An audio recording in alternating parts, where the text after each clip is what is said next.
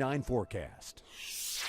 Well, another very warm September day. There's the view from the Charlottesville camera here on this Wednesday evening. You'll notice a lot more in the way of some milky white in the sky, and that's because some clouds are building in. We also have that haze as well from some of those western wildfire from the smoke. Let's take a look now at the current temperature at the airport.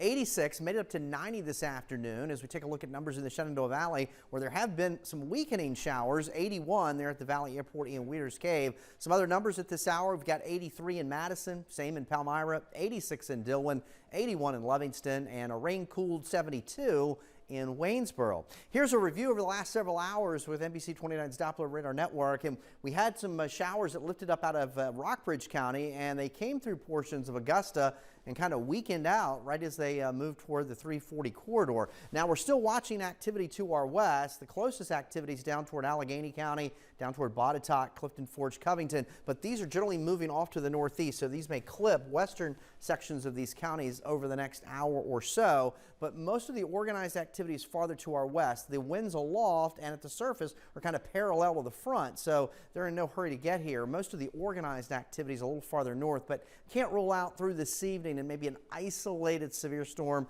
one that could produce a damaging wind gust. Otherwise, pretty quiet tonight. We'll have more in the way of clouds building in, temperatures in the mid to upper 60s, certainly muggy.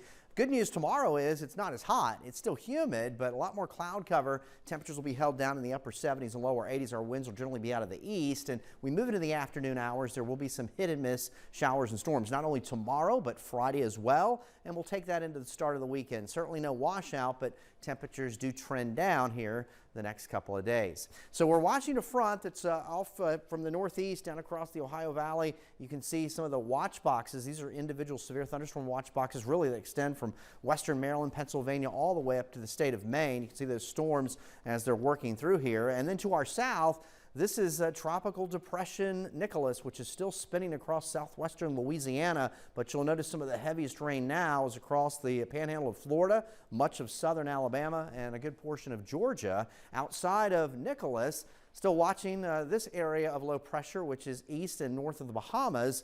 In the next 48 hours, this has an 80% chance of development. It may get close to the Outer Banks of North Carolina, and then far in the eastern Atlantic is another system within the next 48 hours has an 80% chance of development to a named system. So here we are tonight, early on, some showers or thunderstorm, mainly west of the Blue Ridge. We hold on to cloud cover to start the day tomorrow. We'll kind of mix out with some sunshine, but it'll be a cooler day, upper 70s, lower 80s, a few showers and thunderstorms around. You'll notice our easterly winds. It's sort of the combination of this developing storm system well offshore and some moisture with that front that's to our west, so we're kind of funneling in the chance of a few hit and miss showers and thunderstorms as we get through the late week.